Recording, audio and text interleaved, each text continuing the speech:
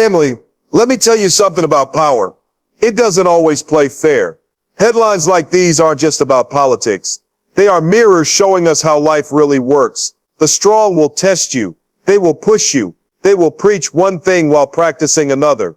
And in that moment you have two choices. Bow to the pressure or rise and let the fire build you. India's voice today is not just a cry of accusation. It's a declaration of strength. We see you. We will not break. We will rise higher because of this. When someone reveals hypocrisy, they're not just exposing deceit. They're uncovering a deeper truth about how power works. Hypocrisy is not always a sign of weakness. It's often a tactic. Those who hold influence present themselves as noble because appearances keep others in line. The mistake most people make is reacting emotionally to the contradiction, thinking outrage alone will change anything. But clarity comes when you stop being surprised by hypocrisy and start using it as information. It shows you where the cracks are, where the story doesn't match the reality, and where leverage can be found. In global politics, India accusing the United States of hypocrisy over tariffs isn't merely an expression of anger. It's strategy. It's saying we see the gap between your words and your actions, and we're going to use that gap to strengthen our position. This is how you turn observation into power. You don't fight every battle head on. You study the moves, find the openings, and act with precision. In life, the same principle applies. Imagine an employee working under a boss who constantly talks about fairness, but plays favorites in secret. Most employees fume, gossip, or quit, but the observant one sees beyond the surface. They notice that the boss's need to appear fair is also the boss's weakness. By staying professional, documenting achievements, and framing ideas around the values the boss claims to champion, this employee positions themselves for recognition and influence. The hypocrisy becomes a tool, not a trap. A historical example makes this even clearer. During the civil rights movement in the United States, activists recognized that America's greatest strength, its claim to be a land of freedom and equality, was also its greatest. The government's actions contradicted its words. Instead of just attacking the system emotionally, leaders highlighted that contradiction on the global stage. They forced America to confront its hypocrisy, and in doing so gained leverage that moved the nation closer to change. Seeing beyond the surface doesn't mean becoming cynical. It means becoming strategic. You stop expecting purity from people in power, and instead focus on understanding their motivations. Hypocrisy is not random. It's deliberate, and therefore predictable. Once you grasp that, you gain an advantage, because you can anticipate moves others can't see. When India points at hypocrisy, it's not just a complaint, it's a declaration that it refuses to be blinded by the performance. That mindset is powerful for anyone trying to grow. Whether you're a nation, a business owner, or someone fighting through personal challenges, hypocrisy will always exist. The question is whether you will let it frustrate you or teach you how to play the game better. Turning insult into fuel is about refusing to let someone else's attempt to diminish you.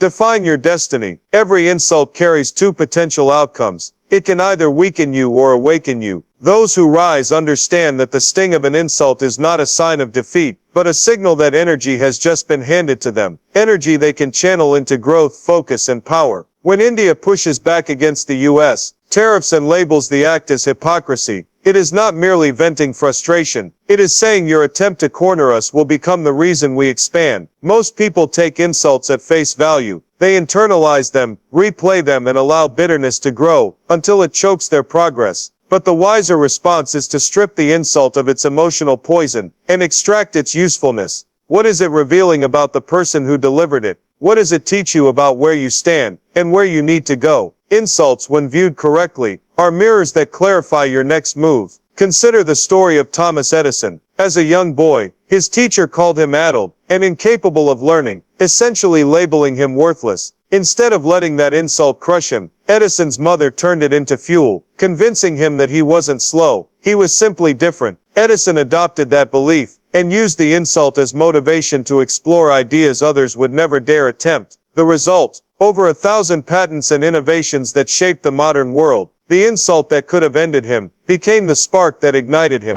Nations follow the same principle. History shows that the countries most underestimated often become the most resilient. Insults from stronger powers force them to innovate, to build alliances, and to discover resources they might have otherwise ignored. The very pressure meant to suppress them becomes the catalyst for transformation. India's response to tariffs, framed as defiance rather than submission, reflects that pattern. What was meant to weaken becomes a reason to grow stronger. The key is control. Turning insult into fuel doesn't mean pretending it doesn't hurt. It means refusing to waste the energy it gives you on revenge or despair. You redirect it towards something greater. You train harder, think sharper, and build deeper. The insult becomes proof that you are moving in a direction that threatens someone's sense of control. In this way, insults lose their power to define you, because you redefine them. They stop being stones thrown to break you, and start becoming bricks you use to build the foundation for your next level. Leveraging the hypocrisy of others begins with understanding that contradictions are not just weaknesses, they are predictable patterns you can use to your advantage. People and nations often hide ambition behind moral language, presenting themselves as champions of principles they quietly violate. Most people respond to this with outrage, thinking exposure will force change, but outrage rarely shifts power. The real shift happens when you study those contradictions and position yourself to benefit from them. When India calls out the United States for preaching free trade while imposing tariffs, it isn't simply accusing, it's repositioning. By highlighting the gap between America's words and actions, India reframes the narrative, signaling to the world that it won't be manipulated by rhetoric. This move also creates leverage. Allies take notice, negotiations shift, and what once looked like weakness becomes strategic strength. Hypocrisy, when recognized, becomes a map showing where influence can be gained. The same principle applies in everyday life. Imagine an office where a manager constantly brags about being transparent and fair, but privately makes decisions that benefit only a select few.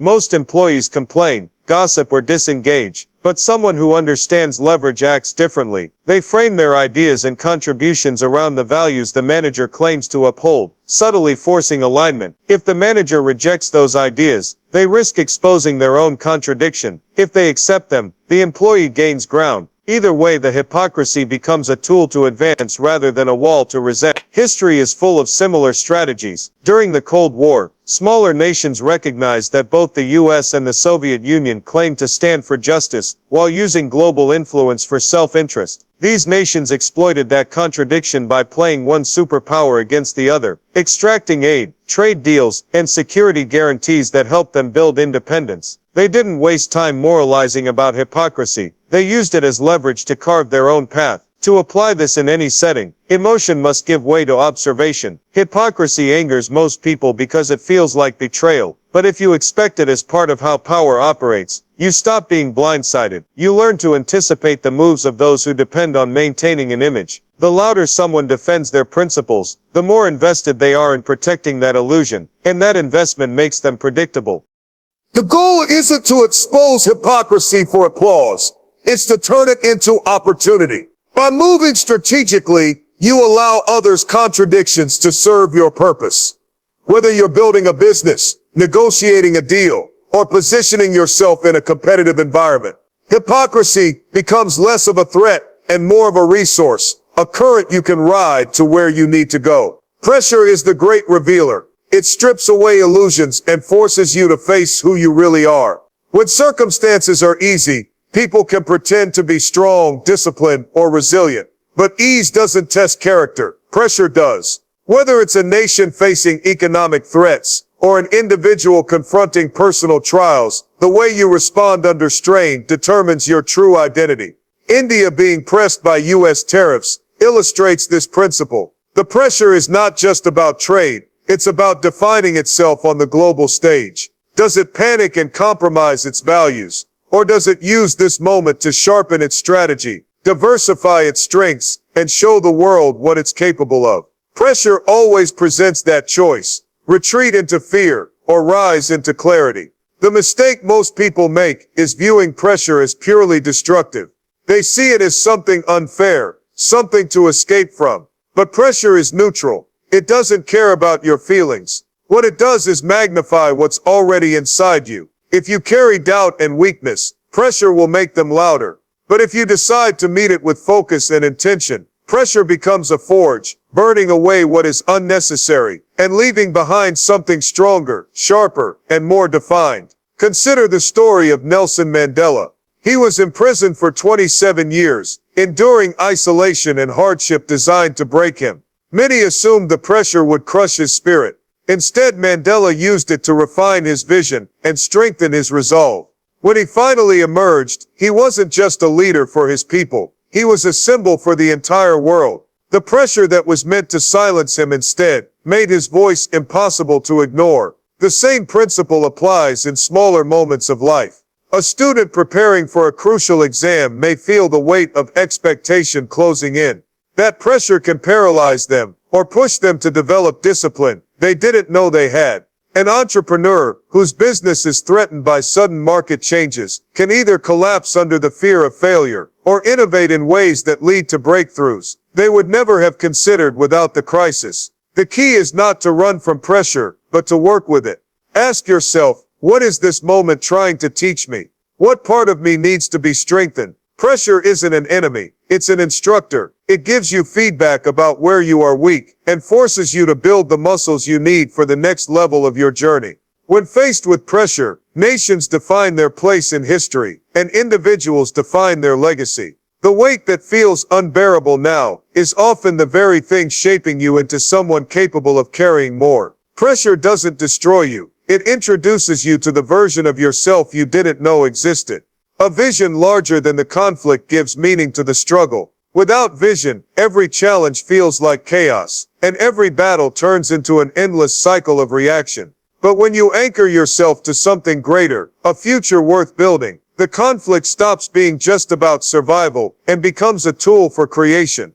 India's response to U.S. tariffs cannot simply be about proving a point or retaliating in anger. To transform the moment, the nation must ask, what future are we building through this pressure? That question turns temporary resistance into long-term elevation. This principle applies to individuals as well. Most people waste their energy fighting small fights because they don't know what they're ultimately working toward. They become consumed by the pain of the moment and forget that conflict can be fuel for something far bigger. Vision changes how you experience difficulty. It allows you to see setbacks not as dead ends, but as building blocks for the outcome you've already decided is yours. Consider the story of Elon Musk during the early days of SpaceX. After multiple rocket failures, critics mocked him, investors doubted him, and many declared the company finished. If Musk's goal had been merely to prove his critics wrong, he might have quit after achieving a single successful launch. But his vision, to make humanity multiplanetary, was so much bigger than the immediate failures, that the setbacks became necessary lessons, not reasons to stop. That vision kept him moving forward, until SpaceX not only succeeded, but redefined an entire industry. Nations that thrive in the face of conflict operate the same way. Post to World War II, Japan faced devastation so severe that many thought recovery was impossible. But Japan anchored itself to a vision to become a leader in technological innovation and efficiency. This vision didn't erase the hardship, but it gave the hardship purpose. Within a generation, Japan transformed from a shattered nation into an economic powerhouse, not because it avoided conflict, but because it gave conflict direction. Having a vision also disciplines your emotions. When you know where you're going, not every insult deserves a response, and not every battle is worth fighting. Vision helps you pick your moments with precision. Instead of being dragged into the noise, you rise above it, shaping your actions to serve the future you're committed to building. The lesson is simple. Do not let conflict define you. Let it refine you.